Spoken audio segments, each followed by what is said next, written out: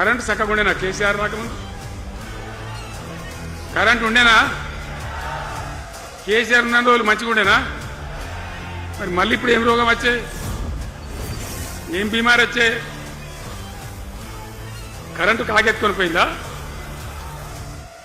ఆనాడు 7,000 మెగావాట్లుంటే ఒక ఏడాది లోపల మంచిగా చేసి 24 గంటల కరెంట్ ఇచ్చినాం, ఒక క్షణం కూడా పోకుండా.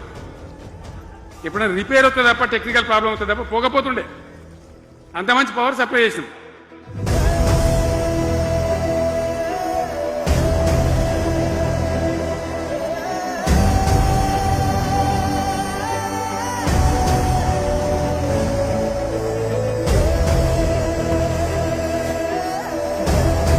దాని తర్వాత యాదాద్రి, భద్రాద్రి ఇంకా చాలా కొత్త సబ్ స్టేషన్లు నిర్మాణం చేసినాం.